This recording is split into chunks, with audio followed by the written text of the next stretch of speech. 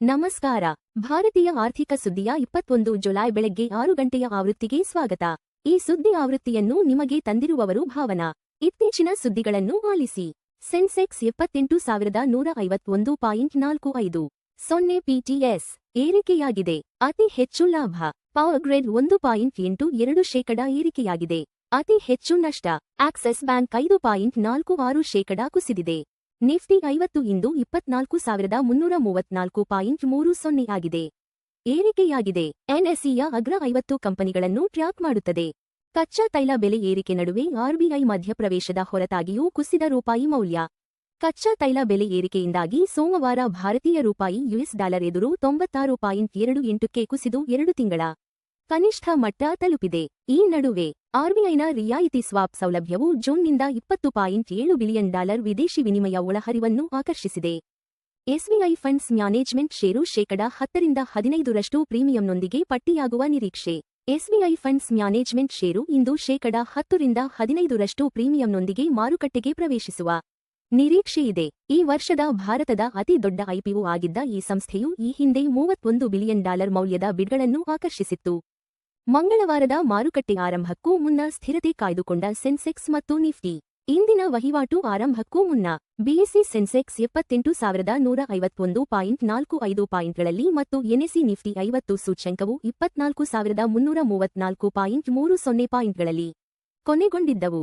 ಮಾರುಕಟ್ಟೆ ಆರಂಭಕ್ಕೂ ಮುನ್ನ ಹೂಡಿಕೆದಾರರಿಗೆ ತಜ್ಞರು ಪ್ರಮುಖ ಷೇರುಗಳ ಶಿಫಾರಸುಗಳನ್ನು ನೀಡಿದ್ದಾರೆ. ಎಚ್ಡಿಎಫ್ಸಿ ಮತ್ತು ಆಕ್ಸಿಸ್ ಬ್ಯಾಂಕ್ ಷೇರುಗಳ ಕುಸಿತ. ಖಾಸಗಿ ಬ್ಯಾಂಕ್ಗಳ ಮಾರ್ಜಿನ್ ಇಳಿಕೆ. ಸಾಲದ ಬೆಳವಣಿಗೆ ಮಂದಗತಿಯಲ್ಲಿರುವ ಕಾರಣ ಜೂನ್ ತ್ರೈಮಾಸಿಕದಲ್ಲಿ ಪ್ರಮುಖ ಭಾರತೀಯ ಖಾಸಗಿ ಬ್ಯಾಂಕ್ಗಳು ಕಡಿಮೆ ನಿವ್ವಳ ಬಡ್ಡಿ ಮಾರ್ಜಿನ್ ವರದಿ ಮಾಡಿವೆ. ಇದರ ಪರಿಣಾಮವಾಗಿ ಎಚ್ಡಿಎಫ್ಸಿ ಬ್ಯಾಂಕ್ ಷೇರುಗಳು ₹777 ಮತ್ತು 60 ಪೈಸಾಕ್ಕೆ ₹5.12 ಕುಸಿತ ಮತ್ತು ಆಕ್ಸಿಸ್ ಬ್ಯಾಂಕ್ ಷೇರುಗಳು ₹1,256ಕ್ಕೆ ₹5.46 ಕುಸಿತ ಕೊನೆಗೊಂಡವು. ಗ್ರಾಮೀಣ ಭಾರತಕ್ಕೆ ಹಣದುಬ್ಬರ ಬಿಸಿ. ಈರುಳ್ಳಿ ಬಫರ್ ಬಿಡುಗಡೆಗೆ ಕೇಂದ್ರದ ಯೋಜನೆ. ಭಾರತದ ಗ್ರಾಮೀಣ ಹಣದುಬ್ಬರವು ಶೇಕಡಾ 5ರ ಸಮೀಪಕ್ಕೆ ತಲುಪಿದ್ದು, ನಗರ ಪ್ರದೇಶದ ದರವು ತುಲನಾತ್ಮಕವಾಗಿ ಕಡಿಮೆಯಿದೆ. ಹಬ್ಬದ ದಿನಗಳಲ್ಲಿ ಬೆಲೆ ಏರಿಕೆಯನ್ನು ತಡೆಯಲು ಕೇಂದ್ರ ಸರ್ಕಾರವು ಸೆಪ್ಟೆಂಬರ್ನಿಂದ ಈರುಳ್ಳಿ ಬಫರ್ ದಾಸ್ತಾನು ಬಿಡುಗಡೆ ಮಾಡಲು ಯೋಜಿಸಿದೆ. ಡಿಮ್ಯಾಟ್ ಖಾತೆಗಳ ಸಂಖ್ಯೆ ಹೆಚ್ಚಿದ್ದರೂ ಶೇಕಡಾ 19.6ಕ್ಕೆ ಕುಸಿದ ಸಕ್ರಿಯ ವಹಿವಾಟು ಖಾತೆಗಳು.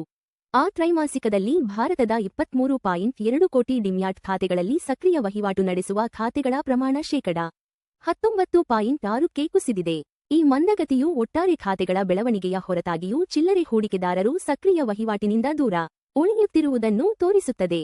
ಪ್ರತಿ ಟ್ರಾಯ್ ಔನ್ಸ್ ಚಿನ್ನದ ಬೆಲೆ $4,022ಕ್ಕೆ ಮತ್ತು ಕಚ್ಚಾ ತೈಲ $82 ಮತ್ತು 45 ಸೆಂಟ್ಗೆ ಮುಕ್ತಾಯ. ಜಾಗತಿಕ ಮಾರುಕಟ್ಟೆಯಲ್ಲಿ ಪ್ರತಿ ಟ್ರಾಯ್ ಔನ್ಸ್ ಚಿನ್ನದ ಬೆಲೆ $4,022ಕ್ಕೆ ಮತ್ತು ಬೆಳ್ಳಿ ಬೆಲೆ ಪ್ರತಿ ಟ್ರಾಯ್ ಔನ್ಸ್ಗೆ $56 ಮತ್ತು 76 ಸೆಂಟ್ಗೆ ಕೊನೆಗೊಂಡಿದೆ. ಇದೇ ವೇಳೆ ಜಾಗತಿಕ ಪೂರೈಕೆ ಕಾಳಜಿಗಳ ನಡುವೆ ಕಚ್ಚಾ ತೈಲ ಬೆಲೆ ಪ್ರತಿ ಬ್ಯಾರೆಲ್ಗೆ $82 ಮತ್ತು 45 ಸೆಂಟ್ಗೆ ಮುಕ್ತಾಯಗೊಂಡಿದೆ. ಬ್ಯಾಂಕ್ ತೆರಿಗೆ ಹೆಚ್ಚಳದ ವಿರುದ್ಧ ಯುಕೆ ಸರ್ಕಾರಕ್ಕೆ ಜೆಪಿ ಮೋರ್ಗನ್ ಸಿಇಒ ಎಚ್ಚರಿಕೆ. ಹೊಸ ಯುಕೆ ಸರ್ಕಾರವು ಬ್ಯಾಂಕುಗಳ ಮೇಲೆ ತೆರಿಗೆ ವಿಧಿಸಿದರೆ ಅದರ ಪರಿಣಾಮಗಳನ್ನು ಎದುರಿಸಬೇಕಾಗುತ್ತದೆ ಎಂದು ಜೆಪಿ ಮೋರ್ಗನ್ ಚೇಸ್ ಮುಖ್ಯಸ್ಥ ಜೇಮಿ ಡಿಮನ್ ಎಚ್ಚರಿಸಿದ್ದಾರೆ.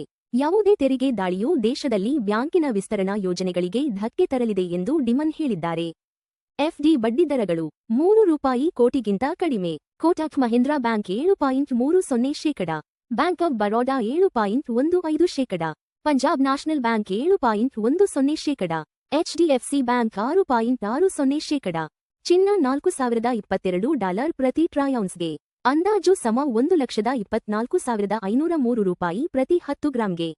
ಚಿನ್ನದ ಬೆಲೆ ಏರಿಕೆಯಾಗಿದೆ. ಹಿಂದಿನ ಮುಕ್ತಾಯ $4,022ರಿಂದ. ಚಿನ್ನದ ಬೆಲೆಗಳು ಜಾಗತಿಕ ಬೇಡಿಕೆ, ಡಾಲರ್ ಬಲ ಮತ್ತು ಹಣದುಬ್ಬರ ನಿರೀಕ್ಷೆಗಳನ್ನು ಪ್ರತಿಬಿಂಬಿಸುತ್ತವೆ. ಬೆಳ್ಳಿ $56 ಮತ್ತು 76 ಸೆಂಟ್ ಪ್ರತಿ ಟ್ರಾಯ್ ಔನ್ಸ್ಗೆ. ಅಂದಾಜು ಸಮ $1,757 ಪ್ರತಿ 10 ಗ್ರಾಂಗೆ. ಬೆಳ್ಳಿ ಬೆಲೆ ಏರಿಕೆಯಾಗಿದೆ. ಹಿಂದಿನ ಮುಕ್ತಾಯ $56 ಮತ್ತು 76 ಸೆಂಟ್ರಿಂದ. ಬೆಳ್ಳಿ ಬೆಲೆಗಳು ಕೈಗಾರಿಕಾ ಬೇಡಿಕೆ, ಸೌರಶಕ್ತಿ ಮತ್ತು ಕೇಂದ್ರ ಬ್ಯಾಂಕ್ ನೀತಿಗಳೊಂದಿಗೆ ಸಂಬಂಧ ಹೊಂದಿವೆ. WTI ಕಚ್ಚಾ ತೈಲ $82 ಮತ್ತು 45 ಸೆಂಟ್ ಪ್ರತಿ ಬ್ಯಾರಲ್ಗೆ ವಹಿವಾಟು ನಡೆಸುತ್ತಿದೆ. ತೈಲ ಬೆಲೆ ಏರಿಕೆಯಾಗಿದೆ. ಹಿಂದಿನ ಮುಕ್ತಾಯ $82 ಮತ್ತು 45 ಸೆಂಟ್ರಿಂದ. ಕಚ್ಚಾ ತೈಲ ಬೆಲೆಗಳು ಭಾರತದ ಇಂಧನ ವೆಚ್ಚ ಮತ್ತು ಹಣದುಬ್ಬರವನ್ನು ಗಣನೀಯವಾಗಿ ಪ್ರಭಾವಿಸುತ್ತವೆ. ಯುಎಸ್ $96 ಮತ್ತು 28 ಸೆಂಟ್ಗೆ ಭಾರತೀಯ ರೂಪಾಯಿ ವಿರುದ್ಧ ವ್ಯಾಪಾರವಾಗುತ್ತಿದೆ. ರೂಪಾಯಿ ದುರ್ಬಲಗೊಂಡಿದೆ. ಹಿಂದಿನ ಮುಕ್ತಾಯ $96 ಮತ್ತು 28 ಪೈಸಾರಿಂದ. ದುರ್ಬಲ ರೂಪಾಯಿ ಆಮದು ವೆಚ್ಚವನ್ನು ಹೆಚ್ಚಿಸುತ್ತದೆ. ಆದರೆ ಐಟಿ ಮತ್ತು ಫಾರ್ಮಾ ರಫ್ತುದಾರರಿಗೆ ಪ್ರಯೋಜನವಾಗುತ್ತದೆ. ಎಲ್ಪಿಜಿ ಸಿಲಿಂಡರ್ ಬೆಲೆಗಳು ಪ್ರಮುಖ ನಗರಗಳು. ಚೆನ್ನೈ $957 ಮತ್ತು 50 ಪೈಸಾ, $3,106. ಬೆಂಗಳೂರು $944 ಮತ್ತು 50 ಪೈಸಾ, $3,021. ಹೈದರಾಬಾದ್ $994, $3,191. ಆಂಧ್ರಪ್ರದೇಶ $966 ಮತ್ತು 50 ಪೈಸಾ, $3,128. ಭಾರತೀಯ ಆರ್ಥಿಕ ಸುದ್ದಿ ನೋಡಿದ್ದಕ್ಕಾಗಿ ಧನ್ಯವಾದಗಳು. ಪ್ರತಿದಿನ ಬೆಳಿಗ್ಗೆ ಮತ್ತು ಸಂಜೆ 6 ಗಂಟೆಗೆ ನಮ್ಮ ಸುದ್ದಿಯನ್ನು ನೋಡುತ್ತೀರಿ. ಲೈಕ್, ಶೇರ್ ಮತ್ತು ಸಬ್ಸ್ಕ್ರೈಬ್ ಮಾಡಿ.